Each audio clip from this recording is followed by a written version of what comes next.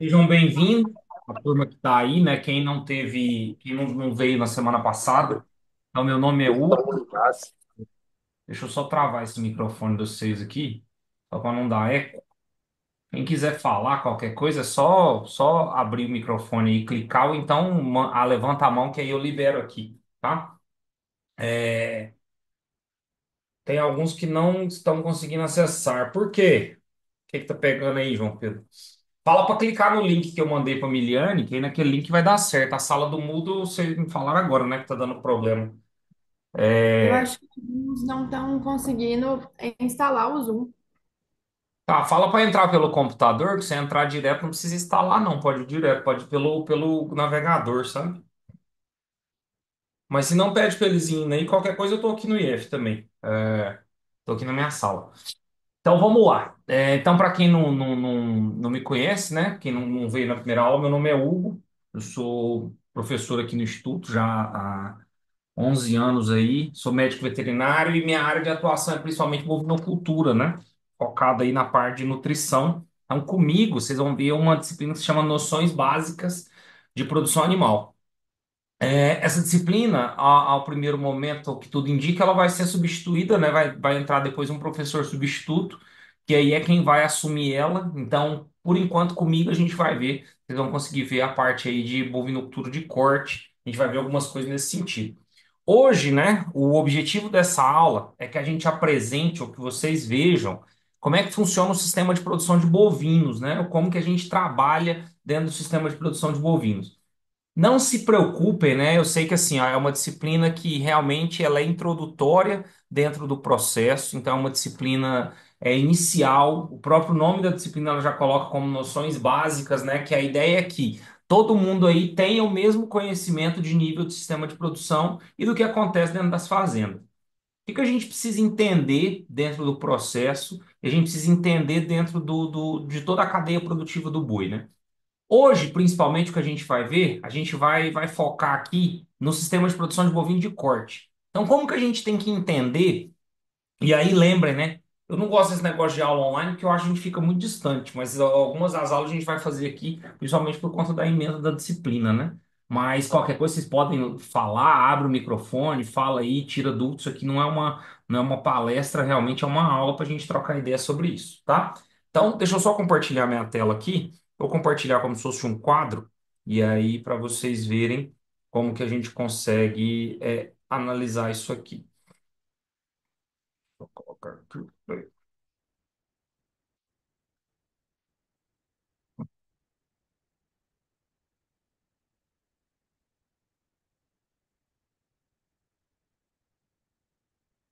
Já vai abrir, peraí. Estão vendo minha tela aí, né? Estão vendo um quadro aqui, né? Sim ou não? Sim. Dá sim. Então, beleza. Então vamos lá, moçada. Vamos entender então como é que funciona esse sistema de produção de bovino de corte no Brasil, né? No Brasil e no mundo como um geral, a gente tem que o sistema de produção de bovino é mais ou menos assim que ele roda em todos os lugares. O que que a gente precisa entender? A gente vai dividir as fazendas, né, para a gente aqui de forma didática, em fazenda de corte e fazenda de leite. Basicamente é assim que funciona dentro do processo, é assim que a gente avalia essas fazendas lá no campo, né? O que que é uma fazenda de corte, né? O foco principal dessa fazenda de corte é a venda de animais focados na produção de carne, tá? A gente vai ver depois, ao longo do processo, alguma coisa sobre o ciclo, como é que a gente avalia o ciclo pecuário, o que que a gente faz nesse sentido. Mas qual que é o grande objetivo de uma fazenda que produz corte? É a produção de carne. Então, no final das contas, tudo isso aqui vai virar carne bovina, né? Dentro do processo, e a gente tem o fornecimento disso para a população em geral. E o que que é a produção de leite, né? Qual que é o foco da produção de leite? Como o próprio nome diz, é a produção do leite bovino aqui dentro do processo. O que que a gente precisa entender? O que que a gente precisa é, avaliar dentro do processo? Hoje, principalmente, que a gente vai ver esses diferentes sistemas de produção, a gente precisa dar uma alinhada no que a gente entende de conceito dentro dessas fazendas ou do sistema de produção em geral. Então, vamos começar pelo sistema de corte. Qual que é? Então vamos imaginar assim, ó, se eu tivesse que dividir ou colocar o ciclo de vida de um animal até ele virar carne lá na frente, tá? Então, lembrem, o objetivo final, então, da produção de uma fazenda de corte, mesmo que ela produza bezerro, mesmo que ela produza vaca, produza qualquer outra coisa, a gente tem que entender que no final das contas eu vendo carne, beleza? É carne que vai chegar no mercado consumidor. E como que eu comercializo carne? Só para vocês já entenderem, né? A ideia dessas disciplinas, e principalmente nessa ementa nova de vocês, é que tenha o veterinário, né, principalmente, ele tem uma visão mais gerencial do processo. Então, aqui, e a minha ideia, eu trabalho muito nesse sentido, é que vocês não sejam, né, aquele veterinário, por exemplo, que ele só vai na fazenda, resolve um problema lá rapidão e pronto, vai embora. Não. A ideia aqui é que você entenda desse processo, então que você entenda desse manejo todo, para conseguir principalmente gerenciar essas coisas e saber como é que a gente está trabalhando isso lá no campo. Então vamos entender uma coisa. A carne, como que eu comercializo a carne? Então esse é um ponto importante para a gente fazer uma análise aqui, ó, de como que essa comercialização é feita. Vocês já devem ter ouvido falar aí, né, que eu vendo carne, né? Aparece aí no Globo Rural, aparece nas notícias que a gente comercializa carne ou em uma unidade, né, que a gente chama de arroba. Vocês já viram aí, né? De vez em quando o povo pergunta: "Ah, quantos quilos é uma arroba? Quantos quilos vale uma arroba?" Então, a partir de agora, vocês vão entender que esse é o mecanismo, ou essa é a unidade que a gente comercializa a carne. O que que é essa arroba? Para a gente em bovinocultura, a gente vai dividir a arroba em duas categorias, tá? A arroba do animal vivo, então, ou seja, quando o animal está lá na fazenda, ainda está vivo, não mandei para o abate nem nada, então essa é uma arroba. E a gente vai considerar uma arroba que a gente chama de arroba de carcaça, tá? O que que é carcaça? Só para vocês entenderem. Quando o animal está lá, então imagina que eu tenho um boi, né? Um boi ou uma vaca, o que é que seja lá aquele animal, e eu vou mandar esse bicho para o abate. O que que é a carcaça? Quando eu faço o abate do animal, então eu vou retirar do animal a cabeça, o couro, pés e mãos, né, as patas e as vísceras. Então sobra para a gente realmente o que a gente chama de carcaça. Então o que que é a carcaça? É a parte onde vai ter músculo, né, que vai virar carne depois, e os ossos do animal. Então o que que a gente precisa entender? No animal vivo, essa arroba, ela pesa 30 quilos, tá? Isso é padrão dentro do negócio. Então, o animal vivo, arroba, eu tenho um peso de arroba de 30 quilos. Já na carcaça, a gente tem que o peso dessa arroba, ela é de 15 quilos. Então, toda vez que eu estiver falando para vocês de arroba de boi, ou de arroba de animal, né, arroba de vaca, arroba de qualquer coisa, nesse sentido, a gente precisa entender que essa arroba, ela tem que ser diferenciada entre a arroba viva e a arroba de carcaça. Então, vamos entender uma conta, vamos fazer uma conta rápida. Imaginem que um boi vivo, ele pesa lá na fazenda 600 quilos, tá? E eu vou vender esse animal no peso para alguém. Então, o cara vai vir, vai comprar esse animal meu lá na fazenda. Quantas arrobas esse animal pesa? Como ele está vivo, né? Então, a 600 dividido por 30, isso vai me dar 20 arrobas. Beleza? Esse é um ponto importante, vocês vão entender por quê. Dentro do sistema de produção, de acordo com o que eu vendo, ou de acordo com o sistema que eu estou levando esse animal, pode mudar o rendimento de carcaça, que é o que a gente vai ver agora. Então vamos entender uma coisa dentro desse processo, principalmente focado em bovinocultura de corte. Como que eu comercializo esse animal? É vivo? É morto? Depende. Depende do que eu vendo. Vamos botar um exemplo. Quando eu vendo bezerro, a gente vai ver daqui a pouco a fazenda de cria, né? Que é uma fazenda que eu tenho vaca, tenho sistema de reprodução, e aí eu vendo esse bezerro. Geralmente eu não vou vender esse animal morto, eu vendo animal vivo. Então, essa carcaça do animal, eu não levo muito em consideração ela. Então, eu vendo ela como uma arroba viva, beleza? Então, vamos entender uma coisa aqui. Esse animal que eu pesei, então, na fazenda, 600 quilos, então ele me deu 20 arrobas, beleza? Só que esse mesmo animal eu posso vender ele para o abate, beleza? Vendi esse cara, então, para o açougue, vendi para o frigorífico, e aí ele vai fazer essa análise lá dentro. Esse animal que pesa 600 quilos vivo, então eu vou tirar desse animal, né? Então, a cabeça, as vísceras, as patas e o couro. o rabo, o cupim e tal, a gente não vai entrar nessa discussão, porque dependendo do sistema, tem produto, tem frigorífico que classifica, tem frigorífico que não classifica, tá? De via de regra não classifica, mas vamos deixar isso aqui por enquanto como isso aqui. Quando eu descontar isso aqui, então eu vou descontar todo esse peso, eu vou pesar a carcaça desse animal, beleza? Então esse animal pesava 600 quilos lá na fazenda. Depois que eu tirei todas essas estruturas desse animal lá no frigorífico no abate, vamos supor que esse animal pesou 300 quilos de carcaça. Estão acompanhando aí? Então lá na fazenda ele pesou 600, beleza? Tá aparecendo aí minhas contas ou não? Vai travar. Não, só tá aparecendo do valor vivo. Peraí, então. Vocês falam comigo, senão vocês perdem o fio da meada do trem aqui. Peraí. Deixa eu ver o que que tá pegando aqui. Eu acho que é essa internet. Peraí que eu vou desligar meu vídeo aqui. Calma aí.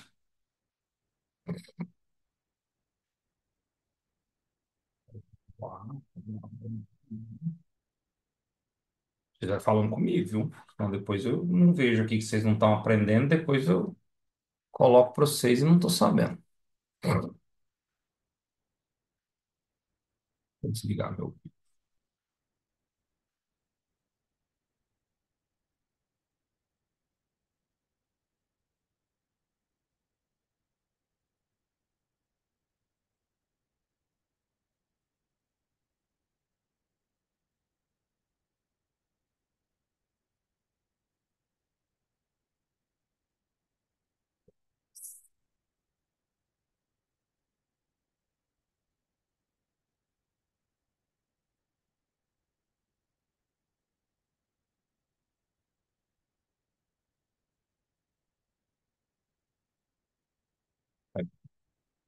Aí, ó. Então vamos lá.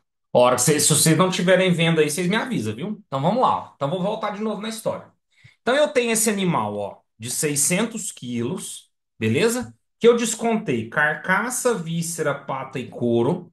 Sobrou para mim o que a gente chama de carcaça, certo? Imagine então que essa carcaça pesou 300 quilos, certo? Todo mundo acompanhou o raciocínio aí? Então vamos lá. Você concorda comigo? Então vamos fazer uma conta. 600 quilos que esse animal tinha lá na fazenda é 100%, não é? 600 quilos que ele tinha lá é 100% do peso total dele. 300 quilos, que é o que ele pesou de carcaça, é X. Todo mundo lembra lá do ensino médio, como é que eu resolvo regra de 3, né? Multiplica isso aqui cruzado. Se a gente fizer essa conta, vocês vão ver que isso aqui vai dar um valor de 50%. Esse valor é um valor muito importante, que é ele que vai dizer para a gente no futuro quanto de rentabilidade que aquele negócio está entregando. Então vamos entender isso aqui. Esse animal, então, que pesou 600 quilos lá na fazenda, me entregou 50% de rendimento de carcaça. Beleza? O que que isso quer dizer? Metade daquele animal que eu tinha lá na fazenda, eu não vou ganhar dinheiro em cima dele. Porque aí é víscera, é couro, e isso eu não recebo como pecuarista, né, como produtor dentro desse negócio. Conseguem entender isso? Então, todo mundo conseguiu entender qual que é o conceito de rendimento de carcaça? Sim ou não? Se não, pergunta aí. Sim. Beleza? Então, isso é rendimento de carcaça. Então, vamos entender uma coisa aqui. Eu tenho o boi A, então é um boi lá na fazenda que eu vendi, e esse animal me rendeu 50% de rendimento de carcaça. Quantas arrobas esse animal de 300 quilos vai me dar? Quando o animal estava vivo, eu dividia isso aqui por 30, porque a arroba do animal era 30 quilos, porque ele era vivo. Como aqui eu estou falando de arroba de carcaça, eu vou dividir isso aqui por 15. Beleza? Por que que é 15 agora? Porque são 15 quilos ou uma arroba de carcaça. Ou seja, esse animal que me rendeu 300 quilos de carcaça, ele vai me entregar 20 arrobas de carcaça. Então vamos lá. Imagina que lá na fazenda, então, eu tenho dois bois que estão no confinamento ou estão a paz, qualquer coisa que seja, e eles foram criados do mesmo jeito. Então, comeram a mesma coisa, estavam no mesmo sistema, mesma mão de obra, tudo igual para todo mundo, certo? Um boi, o boi A, rendeu 50% de rendimento de carcaça. Ou seja, 50% daquilo que ele produziu era carcaça. Vamos supor que eu tenho um boi B que, em vez de render 50%, ele me rendeu 60%. Então, pensa que é um boi que pesou 600 quilos. Esse aqui, ó, me entregou 300 quilos de carcaça. E esse animal aqui, que também pesava 600 quilos na fazenda, me entregou aqui 360 quilos de carcaça. Como que eu faço essa conta, né? Aquela regra de 3 lá em cima do rendimento. Por que que isso aqui vai acontecer? Então vamos entender uma coisa. Claro, a gente não está falando aqui agora de rentabilidade, vai depender muito de acordo com cada sistema. Mas você concorda comigo que esse boi aqui, ó, ele vai me dar mais dinheiro do que esse boi aqui? Por quê? Esse boi me entrega na hora que eu fizer a conta, né? Se eu dividir aqui, esse cara me entrega 20 arrobas e esse cara aqui me entrega 22 arrobas. Se eles são, se são animais, né, que foram mantidos no mesmo sistema de produção, comeram a mesma coisa, se mantiveram no mesmo sistema e com o mesmo custo, você concorda que eu ganho mais dinheiro com esse animal aqui? E aí, o que que a gente precisa entender dentro do processo? Por que que o rendimento de carcaça muda? Esse é um ponto importante que vocês precisam lembrar. O rendimento de carcaça ele vai variar de acordo principalmente com o sistema de alimentação.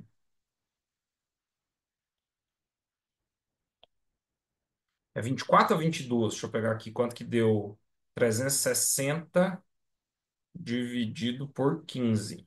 Ou é mesmo 24? Obrigado, Ian. Que dá 24 arrobas. Boa, tá? Oi, fala aí, Celso.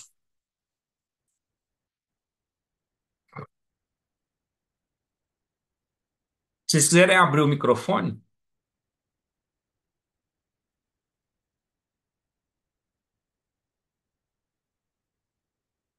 tá? Não entendi. Ah, tá, beleza. Animal A e B. Tá. Então vamos lá. O animal A significa que ele me deu 20 arrobas. Já o animal B, ele deu 24 arrobas. Ou seja, o que que isso quer dizer? Se o animal A e o animal B foram criados no mesmo sistema, então se eu tenho que esses animais tinham a mesma alimentação, o mesmo manejo, o mesmo sistema de produção, vocês concordam comigo que esse animal B, ele está me entregando 4 arrobas a mais? Se eu for pensar, por exemplo, numa arroba de R$ 300, significa que o animal B me entrega na fazenda nesse momento R$ 1.200 a mais. Todo mundo consegue entender isso dentro do processo, né? Só que o que que a gente precisa entender agora? Quais são os fatores que interferem no rendimento de carcaça? A primeira coisa que vai interferir muito no rendimento de carcaça é o sistema de alimentação desses animais. Claro que nesse exemplo, a gente está colocando que os animais foram mantidos no mesmo sistema. O que que vocês acham que é o fator mais importante, então, e por que que isso acontece dentro de uma fazenda? Eu ter um animal A e um animal B que foram criados do mesmo jeito, só que eles mudaram o rendimento de carcaça. Escreve aí para mim ou fala. O que que vocês acham que é o fator que interferiu nisso aqui?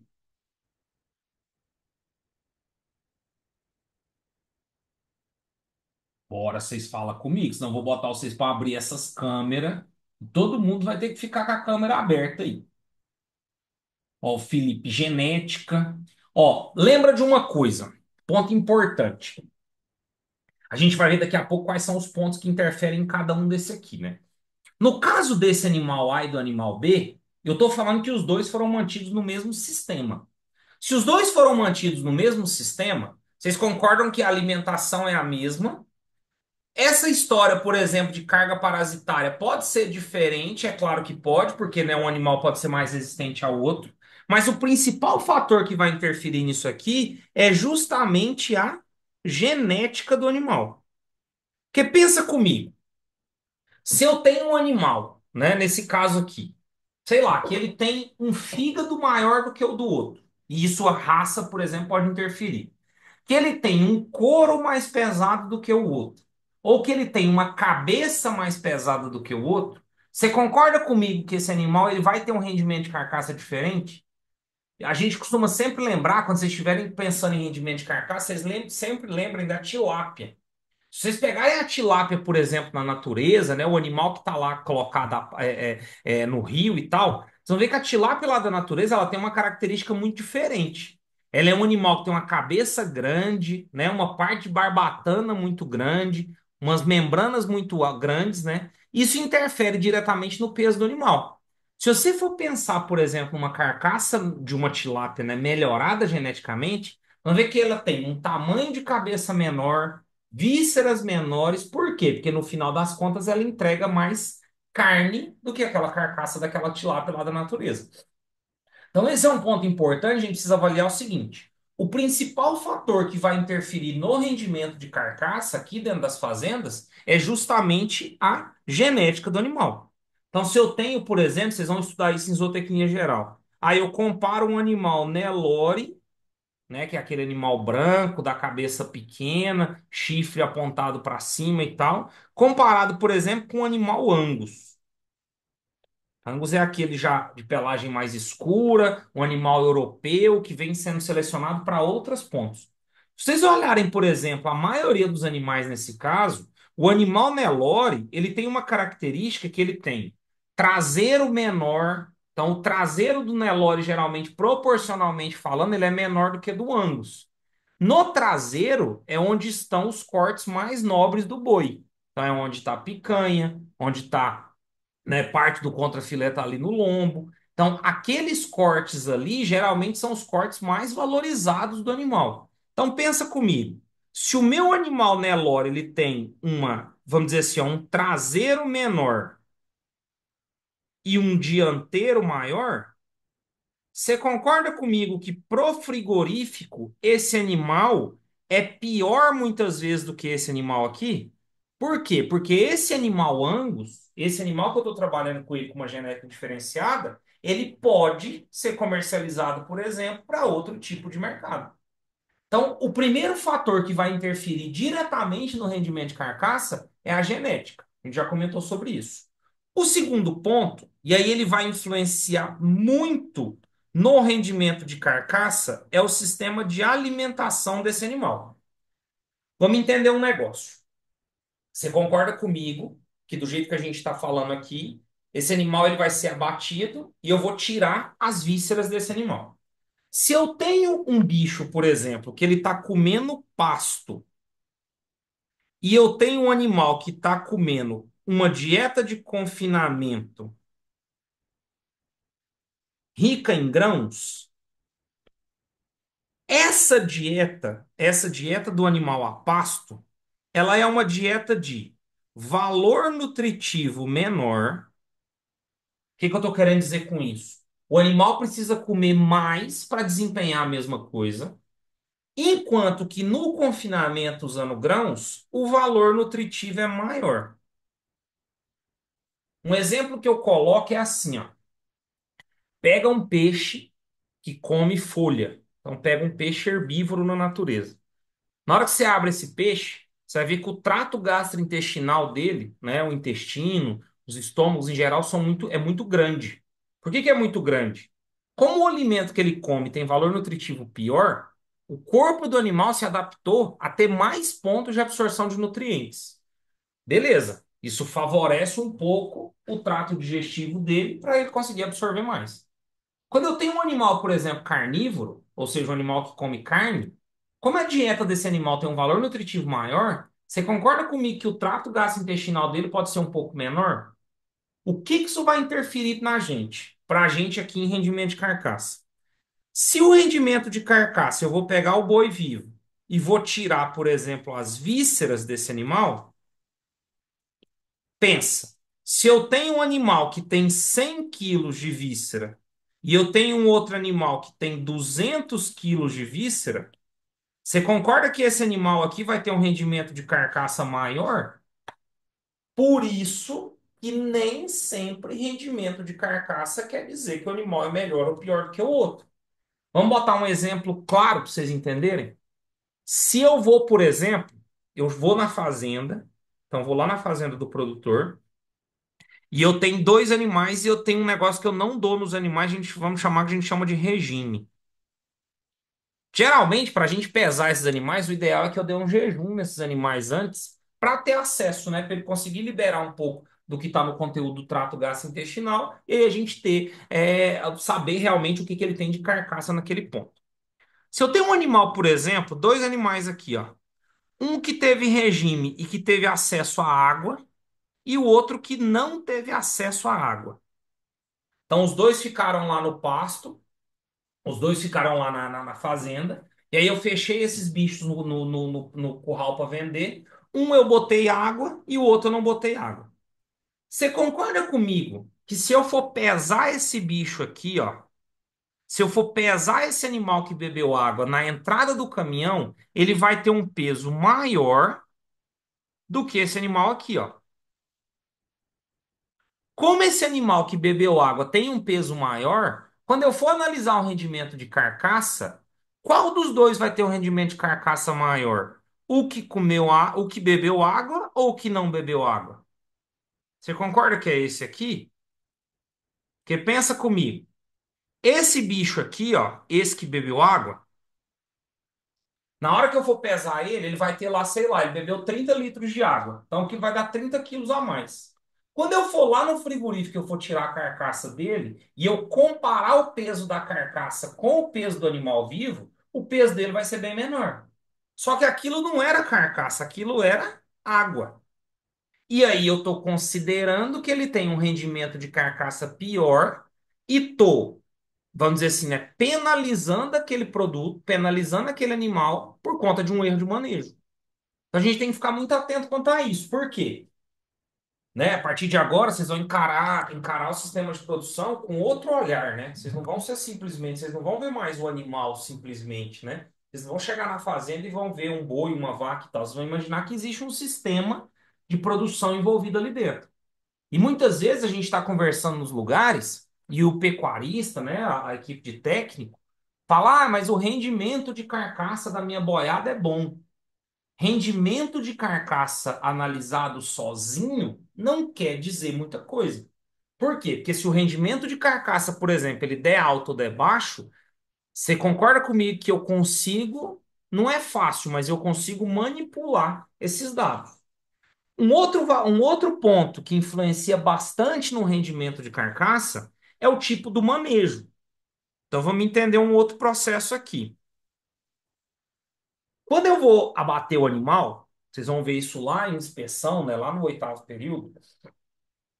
Na hora que eu tiro a carcaça do animal, então imagine que aqui eu tenho uma carcaça, ó, tá? Então um dianteiro, um traseiro, aqui uma peça da carcaça. Imagina que por algum problema, alguma coisa de manejo, e aí a gente vai ver que isso influencia muito no resultado, vocês vão fazer um negócio sobre bem-estar animal depois.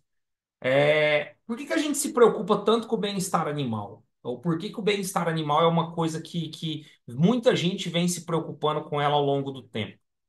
Ah, Hugo, é porque o povo se preocupa com os animais, é porque os animais sentem dor, é porque os animais sofrem dentro do processo e tal. Tudo isso tem sentido.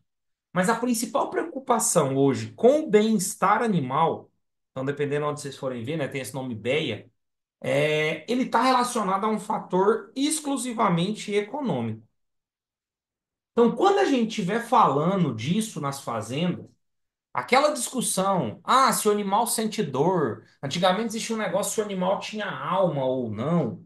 Beleza, isso é uma discussão muito filosófica, mas a gente precisa entender uma coisa, isso é verdade. O pecuarista, o veterinário, o técnico, que não se preocupa com o bem-estar animal, ele está tomando prejuízo dentro da fazenda. Na carcaça é mais fácil da gente ver isso. Por quê? Imagina aqui, ó. Imagina que eu tenho um animal, né? E aqui, ó, isso aqui é as costas do animal. Imagina que ele tá pendurado ali, né? Onde meus desenhos não são muito bons aqui. Mas imagina que aqui ele tá pendurado. Aqui ele tá pendurado aqui em cima, assim, ó. Aqui tá o contrafilé do animal. Contrafilé do animal, ele tá localizado aqui, ó, na gente aqui, né, como se fosse aqui na espinha aqui, ó, essa musculatura que a gente tem entre a espinha dorsal que a gente tem. O que que acontece? Vocês já viram aí, né? Se for comprar um contrafilé no supermercado, é uma das carnes mais valorizadas que eu tenho dentro da carcaça, né? Não é a mais valorizada, mas é uma carne considerada aí de primeira, né, pela turma. Se eu tenho, por exemplo, um animal que ele entrou entrou no frigorífico, ele entrou na sala de abate, e por algum momento ele teve uma lesão aqui, ó. Aí eu peguei um ferrão, por exemplo, para tocar esse animal, ou pior, ele machucou no caminhão. Às vezes o animal vai descer do caminhão, a porta do caminhão cai, e normalmente ele vai fazer uma lesão justamente aqui, ó. Pensa comigo. Eu estou comprando a carne. Eu, como frigorífico, eu sou o comprador daquela carne. Eu não vou comprar uma carne que está machucada, uma carne que está com hematoma, porque eu não vou vender isso lá. O que que eu, como frigorífico, vou fazer? E antes de pagar o produtor por isso, eu vou vir aqui, ó, e essa parte que está machucada, eu vou vir e vou retirar. Então, eu vou pegar uma faca, né? E aí isso acontece no frigorífico com a faca. Eu venho aqui e retiro toda essa lesão. Eu, como pecuarista, não recebi pela carcaça ainda. Eu só recebo o peso da carcaça na hora da última linha de inspeção. Ou seja, se nessa facada aqui, ó, se nessa retirada, né, nesse toalete, que é o que a gente chama, o cara vir e tirar 15 quilos, que é fácil ele tirar, eu já perdi uma arroba. Ou seja, aquele animal que você cuidou, tratou, deu ração, vermífugo e tal, que ficou caro dentro do sistema, porque é caro manter esse animal, por conta de uma lesão que o caminhoneiro fez, você perdeu aqui 280, 300 conto nele. Eu quero que agora, né, o foco da disciplina, né, é noções básicas de produção animal. O que que a gente, qual que é o nosso objetivo com quem produz carne, quem produz alimento, né, de origem animal? Nosso objetivo é aumentar, é claro que é for dar lucro para o produtor, mas é principalmente entregar uma carne, entregar um produto de boa qualidade para o mercado consumidor final. É, a fome, né? Uma das coisas que a fome no mundo tem diminuído, e principalmente eu tenho melhorado o padrão de alimentação das pessoas, é principalmente pelos nossos sistemas de produção, que eu consigo produzir arroba barata, barata até um certo ponto, né? Mas que eu consigo vender essa carcaça para o mercado e eu consigo entregar um animal de bom preço lá dentro. Então vamos entender uma coisa. Se você fez tudo certinho dentro da fazenda e o cara, no final da fase de entregar aquele animal, te machuca esse animal e aí você perde isso aqui, você concorda que muitas vezes esse aqui é o lucro do produtor? Se eu pegar, por exemplo, 2023 foi um ano bem complicado para a pecuária, em alguns momentos de 2024 também, a gente teve que o lucro, por exemplo, de um animal confinado, ele girava em torno de 400 a 500 reais. Ou seja, um cara desse aqui, ó, uma lesão nesse animal tirou todo o meu lucro dentro do sistema. E aí esse cara fala que pecuária não dá dinheiro, ou que veterinário é ruim. Então a gente tem que tomar bastante cuidado com essa coisa. Então, a questão, por exemplo, do bem-estar animal, ele vai também impactar diretamente no rendimento de carcaça. Por quê? Se eu tenho um animal, por exemplo, que ele, né, nesse caso do transporte a gente viu, mas se eu tenho um animal, por exemplo, que ele passa por uma questão, por uma restrição alimentar severa, por exemplo, esse bicho não ganha peso. E a gente tem todo o problema dentro desse negócio. Entenderam isso, turma? Entenderam então como que a gente comercializa a carne, como que a gente faz o final disso aqui? Isso aqui é muito importante para a gente conseguir entender todo o processo dentro disso aqui. Então, o objetivo final nosso, então, o objetivo final do sistema de produção de carne é vender essa carcaça. Então, no final das contas, eu vou ser remunerado em função da carcaça. Quanto melhor o rendimento de carcaça num animal padrão, mais dinheiro eu ganho dentro daquele processo. Ok. Só que para chegar na carne, para vender essa carcaça, né, eu vou chamar assim ó, de carne ou carcaça, eu preciso de todo um sistema atrás envolvido nisso aqui. A gente agora vai dividir os sistemas de produção em três, tá? Lembrando que isso aqui é para ficar mais didático, né? Para vocês entenderem como é que é o processo, ainda mais como uma aula inaugural. Muita gente já pode ter consciência disso, já sabe como é que isso funciona no campo, mas é só para vocês entenderem e todo mundo falar a mesma língua. A gente vai chamar as fazendas, ou vai dividir as fazendas em três: uma fazenda de cria, uma fazenda de recria e uma fazenda de engorda, tá? O que que é cria, o que que é recria, o que que é engorda? Pensem o seguinte: não tem muito para onde a gente correr. Na aula que vem a gente vai ver um pouco sobre o mercado disso aqui. Mas para eu fazer carne, obrigatoriamente eu tenho que ter um boi magro.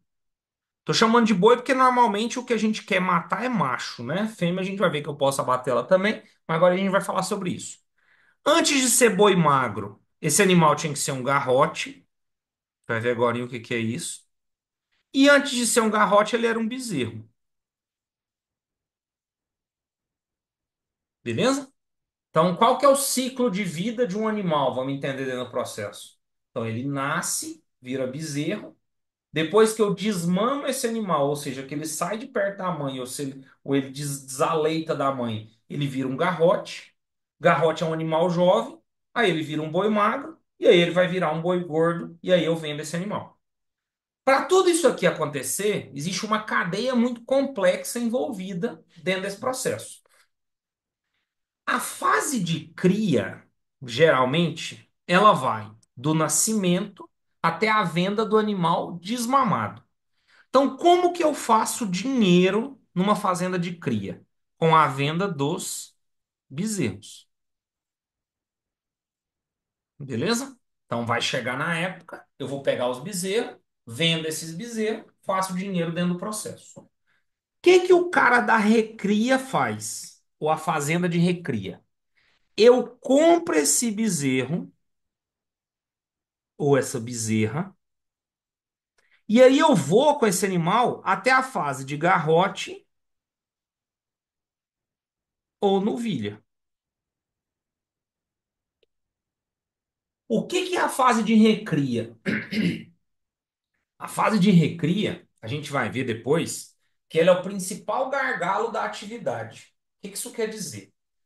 Muitas vezes, a fazenda de cria, que é a fazenda que tem vaca e tal, a gente vai falar sobre isso daqui a pouco, ela é uma fazenda meio. A grande parte das fazendas é meio desleixada. O que que eu quero dizer com isso? O cara deixa a vaca lá, essa vaca ela vai reproduzindo, ela vai produzindo bezerro, vai virando aquela bagunça, e o cara vai tirando um dinheirinho dela de vez em quando. A fase de recria, eu tenho fazendas que vão muito bem e eu tenho fazendas que vão muito mal. O que que eu quero dizer com isso?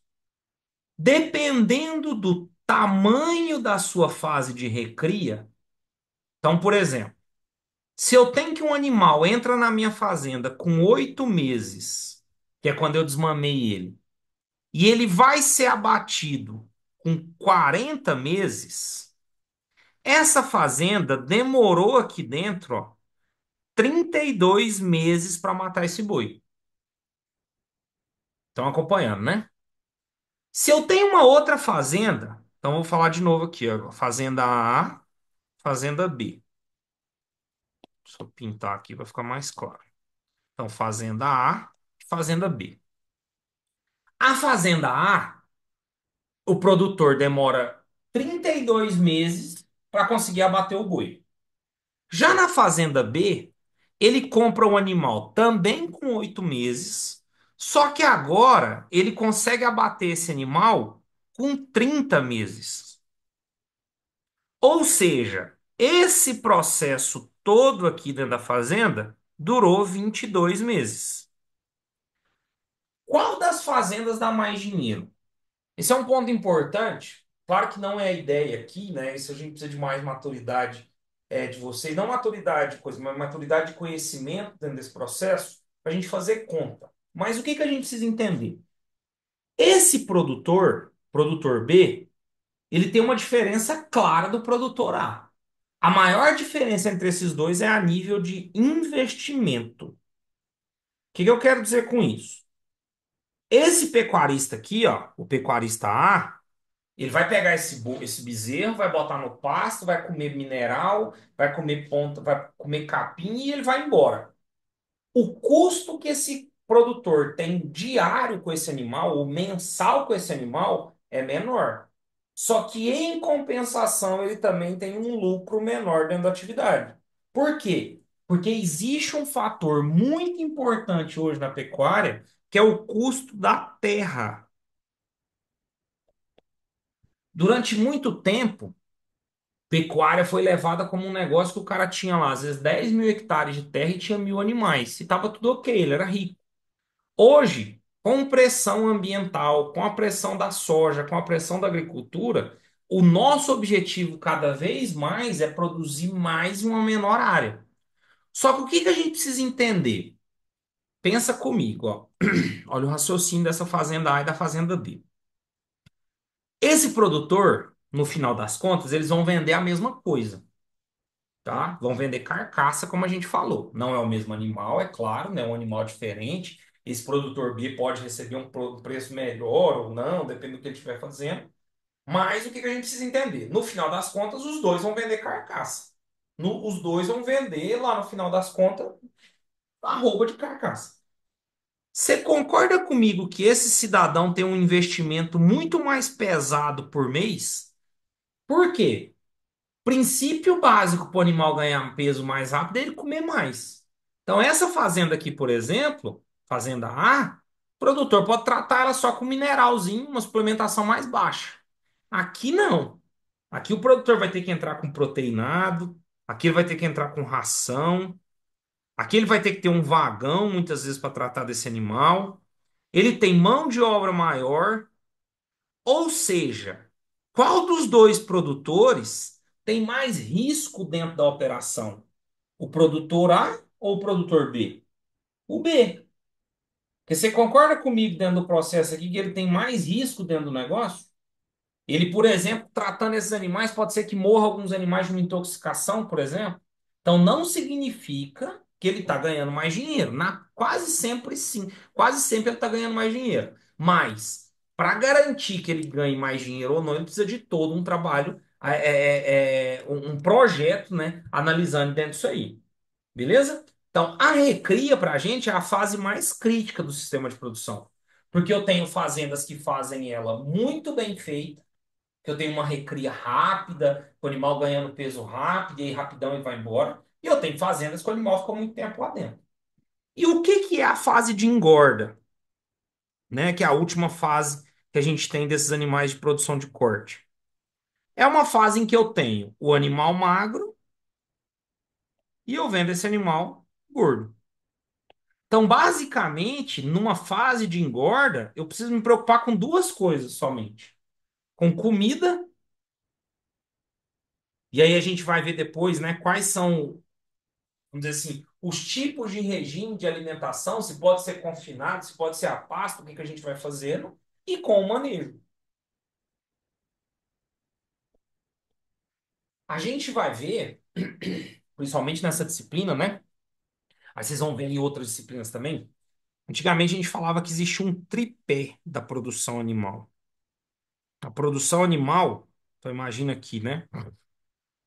Eu tenho que a produção ou a produtividade do animal, ela era definida por três fatores principais, né? Imagina para manter a produtividade do animal, o animal ganhando peso, o animal sadio e tal, ele precisava de três coisas. Uma coisa era nutrição, outra coisa era genética e outra coisa era sanidade. Na prática, isso quer dizer o quê? Para o animal conseguir, vamos dizer assim, para o animal conseguir ganhar peso, produzir leite, produzir bezerro, se ir bem, antigamente a gente acreditava que seriam três pontos principais. Se ele tivesse uma nutrição adequada, uma genética adequada e tivesse com uma sanidade ok, esse animal ia embora. Hoje, esse negócio mudou um pouco. Mudou um pouco, não, na verdade, mudou muito. Hoje, mais do que nunca, a gente precisa do veterinário dentro dos processos ou dentro das avaliações. sendo um gestor para o pecuarista. Por que que eu quero dizer com isso?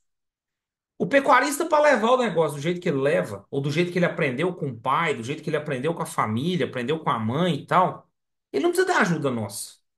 Ele não precisa da ajuda de um técnico. Ele não vai te contratar para você fazer a mesma coisa que está fazendo ou para manter os mesmos níveis que está lá dentro. Ele vai te contratar a partir de qual momento? A partir do momento que você entregue mais resultado para ele.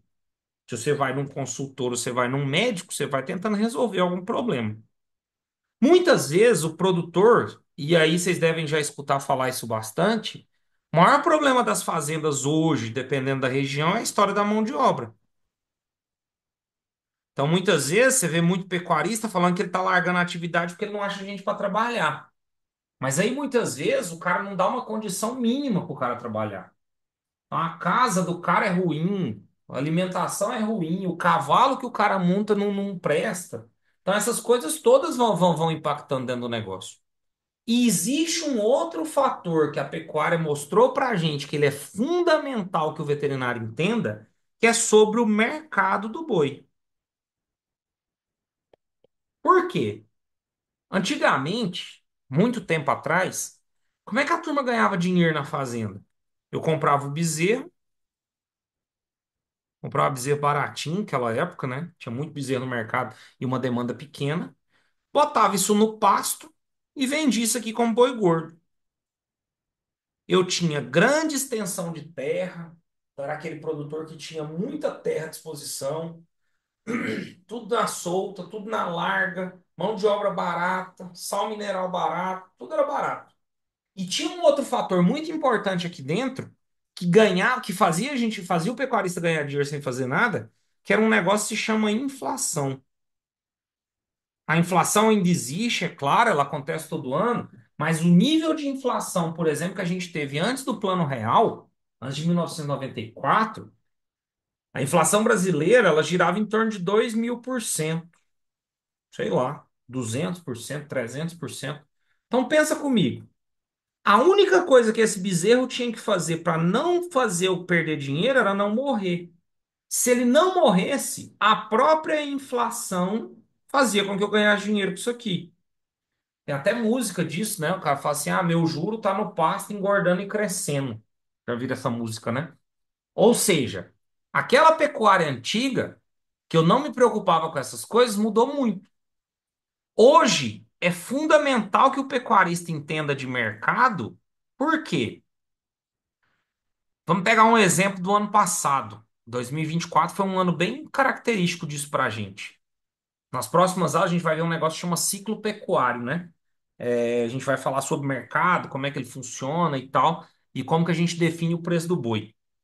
Mas se eu pegar 2024, eu tive uma arroba mínima sendo comercializada por 200 conto. Vocês devem ter visto aí gente que vendeu arroba de boi, arroba de vaca por R$ 180.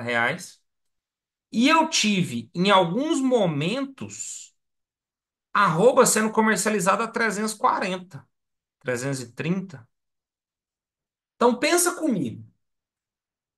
Se eu estou dentro de um sistema e aí você não controla isso aqui, a gente vai ver que boi, milho, soja, essas coisas que são commodities, eu não consigo controlar o preço de venda. Ah, beleza, eu quero vender meu boi por R$ 500 arroba. Você não vai vender. Por quê? Porque o mercado não está girando nesse valor. Quem bota preço na mercadoria nossa não é o pecuarista, não é o dono. Quem bota preço na nossa mercadoria é o mercado. Então entende uma coisa.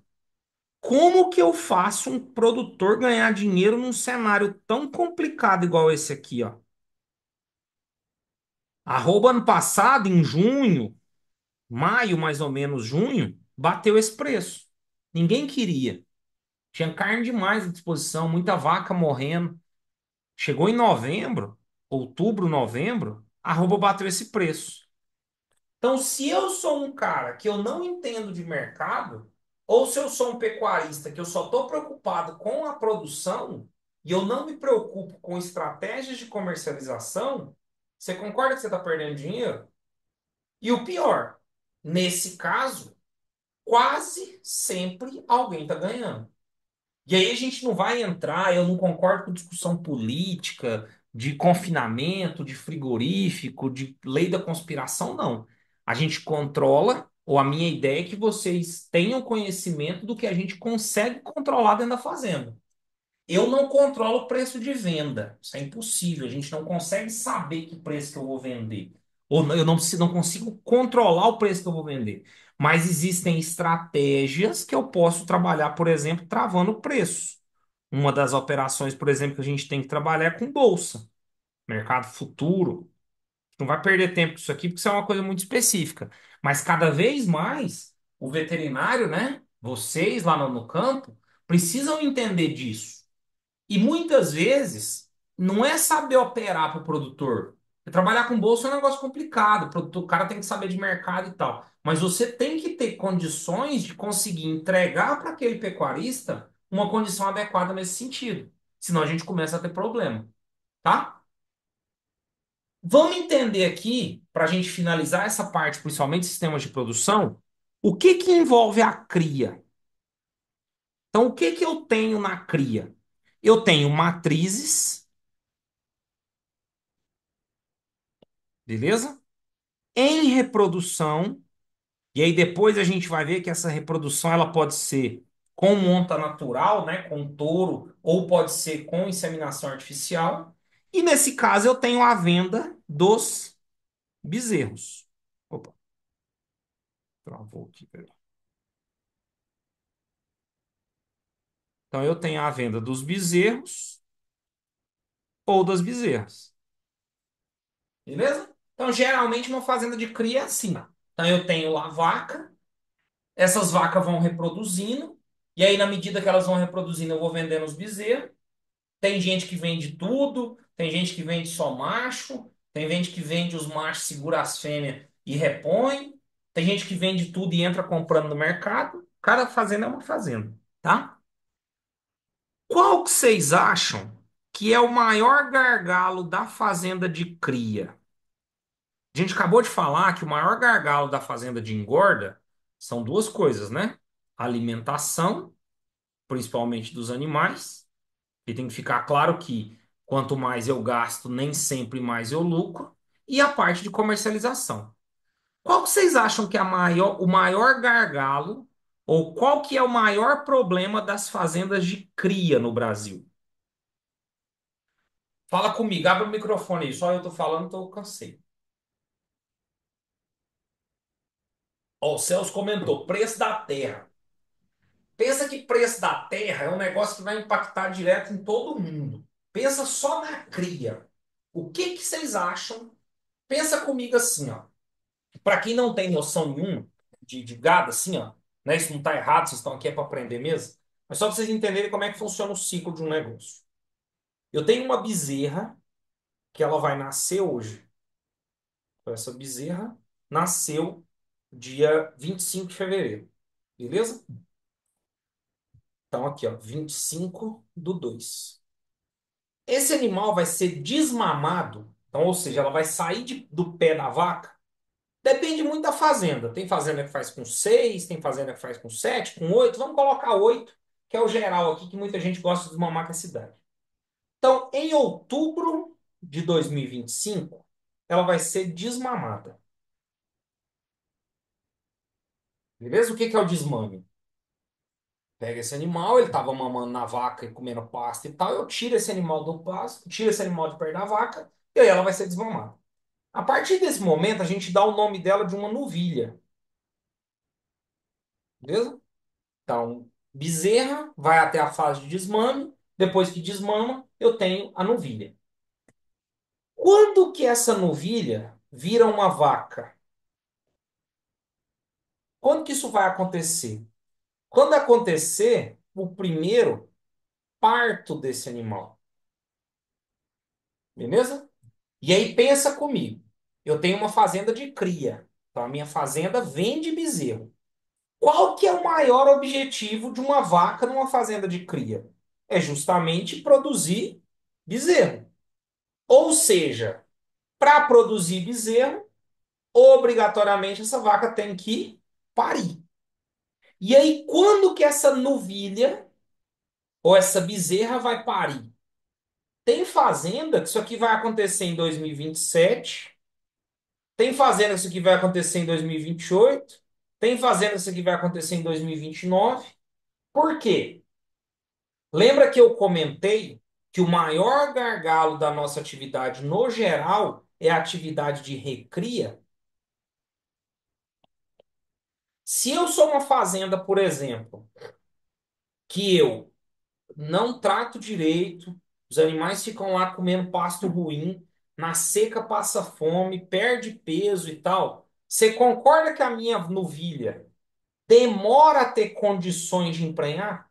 Porque a novilha para emprenhar ela tem que ter duas coisas, ela tem que ter idade, e aí a idade está muito relacionada à genética, precocidade sexual, raça e por aí vai. Mas ela tem que ter estrutura corporal. E essa estrutura corporal, ela está relacionada com duas coisas. Com tamanho, ou seja, quanto mais o animal cresce, mais favorável à estrutura corporal, e quanto ao peso. A gente vai ver, né? Tem gente, a turma de pecuária mais antiga fala que cio de vaca entra pela boca, né? A vaca dá cio só se ela estiver bem nutrida. Isso é uma verdade. Por quê? Porque se eu não tenho uma nutrição adequada naquele animal, automaticamente esse animal não emprenha. A gente vai ver na parte de fisiologia da reprodução, onde que o animal consegue regular isso. Mas dentro desse processo de tamanho e de peso, quanto mais tempo eu demorar para esse animal atingir tamanho e peso corporal adequado, mais vai demorar isso aqui. Beleza? Então entende uma coisa. Se eu tenho uma fazenda que a idade ao primeiro parto, o que é a idade ao primeiro parto? Então é quantos meses a novilha tem quando ela vai acontecer o primeiro parto. Que ela acontece com 28 meses. Fazenda A. E na fazenda B, a idade ao primeiro parto, ela é de 40 meses na fazenda B. Você concorda comigo que essa fazenda B aqui, ó, o custo do bezerro é muito maior? Se eu pensar, e vamos pensar, por exemplo, na história do preço da terra. Se eu estiver pagando aluguel de terra, imagine que eu pago R$ 50 por cabeça por mês de aluguel. Só esse bezerro aqui, ó, ele já me custou mais quanto aqui? 50 vezes 12, né? Que tá o tempo de diferença aqui, então me custou 600 conto a mais. Só de custo dentro do sistema. Então, entende uma coisa: o maior gargalo das fazendas de cria hoje no Brasil estão relacionadas com a fertilidade das fêmeas.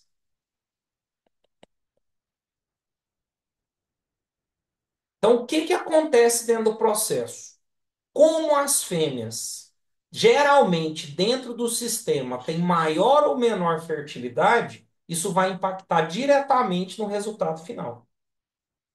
E quais são os fatores que interferem na fertilidade de uma fêmea? Fala aí para mim.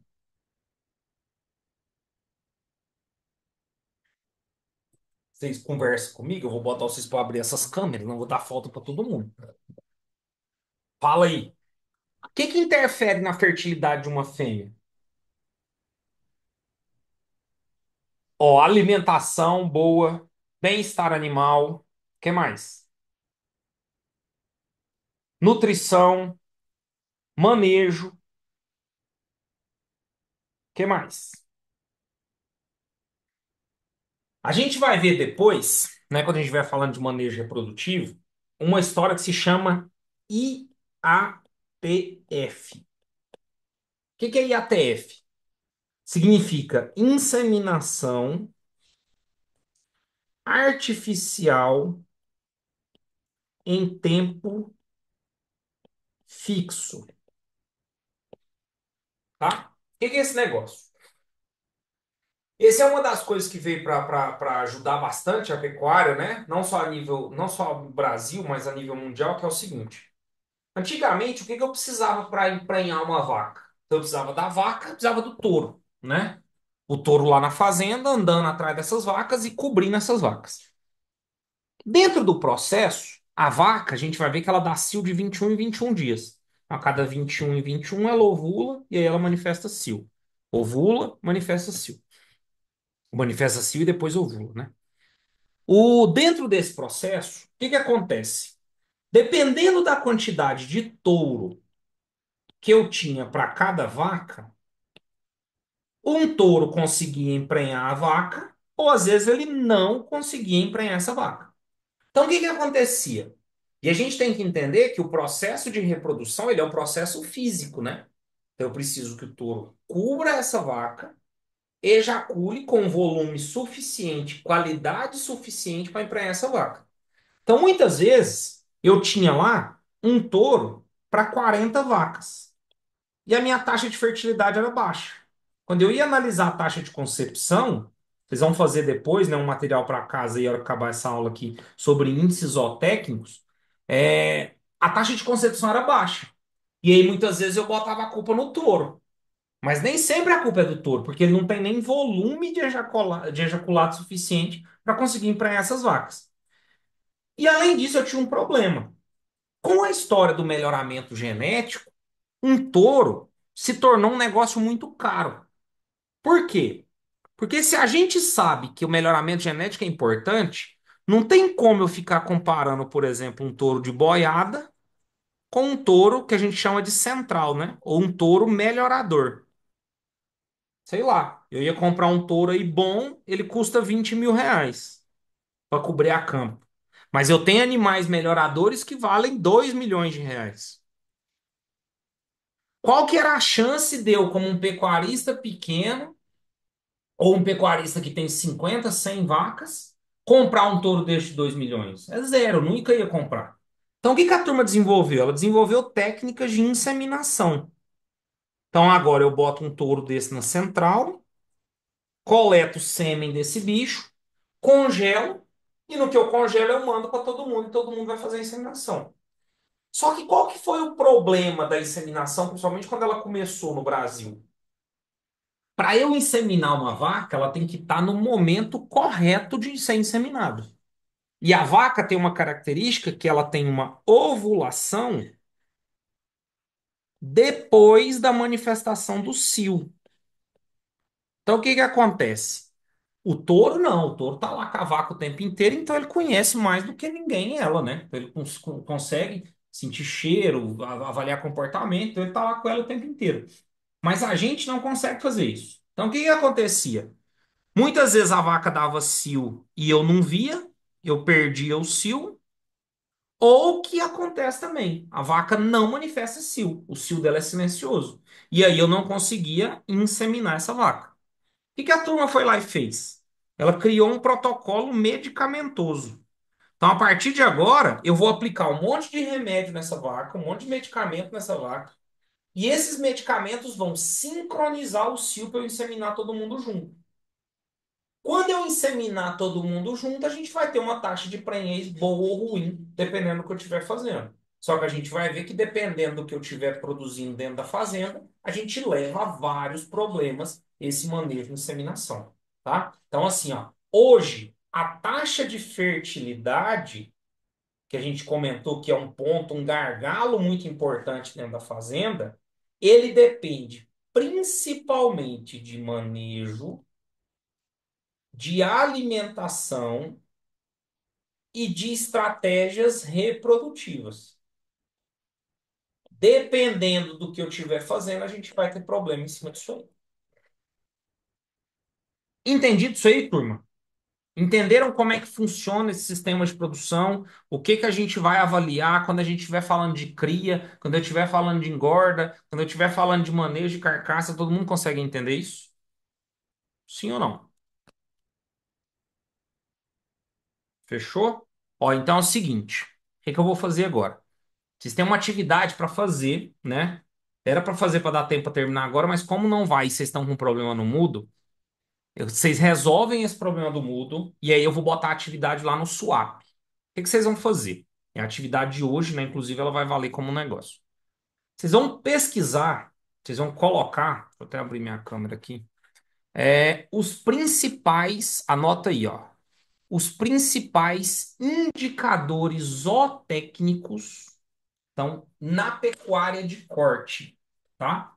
Então, o que que vocês vão fazer? Eu vou botar no Swap agora, porque o Swap todo mundo tem acesso, né? Agora no Moodle, como vocês estão com problema, vocês resolvem esse problema do Moodle, porque eu vou colocar lá também. Porque vocês vão enviar via por lá, né?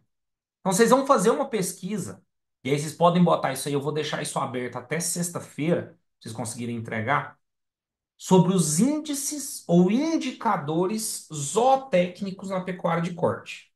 Então vou colocar aqui, eu vou até botar aqui no chat, ó. Então pesquisem sobre os principais indicadores zootécnicos na pecuária de corte. Para cada índice, pensa comigo, né? O que que é um indicador zootécnico? Zootécnico, né? Zootecnia, zootécnico em geral, ele vem de produção animal, então vem de produção, né? Para que que serve um indicador zootécnico? Pensa comigo. Vocês viram eu falando, né? Ah, até tem uma pergunta boa aqui, é o seguinte, ó, cadê do Felipe?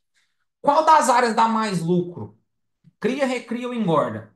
Depende. Por que que ela depende? Ela depende principalmente do momento de produção e depende principalmente dos indicadores zootécnicos. Vocês viram que eu estava comentando, né? Ah, fazenda tal é melhor do que fazenda tal. Toda essa coisa está envolvida dentro do processo. Mas como que eu avalio uma fazenda? Como que eu vejo se uma fazenda é melhor ou pior do que a outra? Através dos índices, através desses indicadores que vocês vão ver. Então vamos botar um exemplo. Se eu tenho na minha fazenda 1.000 vacas, eu tenho 1.000 matrizes lá, trabalho com cria nessa fazenda. Se eu tenho dessas 1.000 vacas, eu vou lá e faço diagnóstico de gestação e tem 500 vacas prenhas, significa que a minha taxa de concepção ou minha taxa de prenhez naquele momento ela é de 50%. Está ruim. Mas, por exemplo, na fazenda de corte, se eu vou numa fazenda leiteira, que eu faço essa mesma análise, ela tem, por exemplo, 35% de vacas prenhas, já é um índice bom. Por quê? Porque o sistema é diferente. Então, vocês vão pesquisar sobre esses índices, tá? Eu vou colocar uns materiais lá no Swap para ajudar vocês nisso e tal. E o que que vocês vão colocar? Para cada índice, colocar o conceito. Então, como que é o índice, o que que ele avalia, para que que ele serve e como ele é calculado.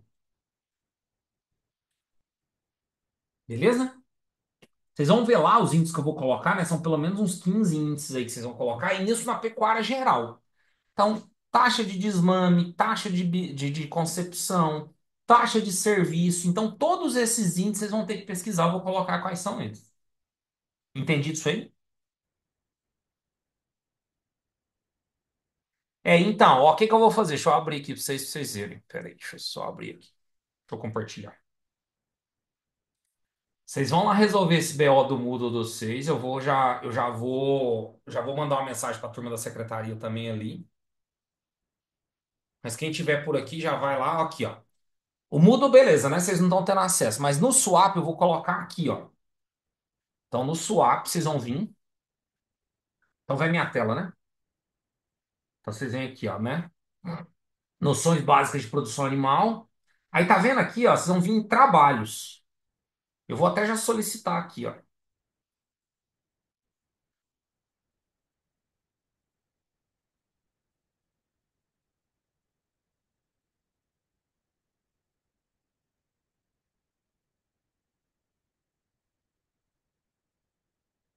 Eu vou botar a data, né? Que eu vou deixar ele até sexta-feira para vocês fazerem. Opa. Então vai lá, ó. Se vocês entrarem no Swap, vocês vão ver que aqui vocês conseguem colocar, tá? Então cada um vai conseguir mandar aqui dentro. Só que, de novo, resolvam esse problema do Moodle de vocês aí, porque, né, o que vale pra gente aqui, vale para o sistema, vale para as coisas, é justamente o Moodle. Então eu vou colocar no Swap aqui para todo mundo conseguir mandar, mas aí vocês colocam. E os materiais de ajuda, os materiais que vocês vão precisar para fazer, eu também vou colocar no Moodle, mas como vocês não estão tendo acesso, eu vou colocar aqui, ó, tá? Nos materiais de aula.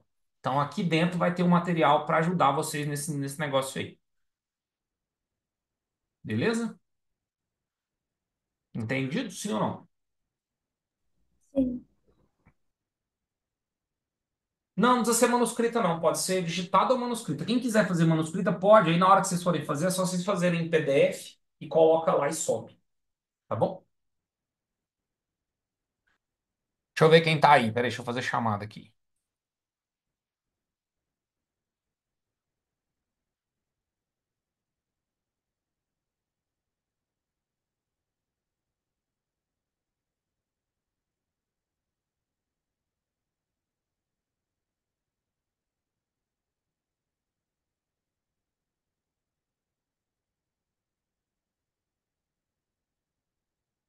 Ó, quem tiver aí, fala. Quem não tiver, não vai ficar com falta. Alice tá aí? Amanda. Presente. Alice tá aí? Amanda tá aí?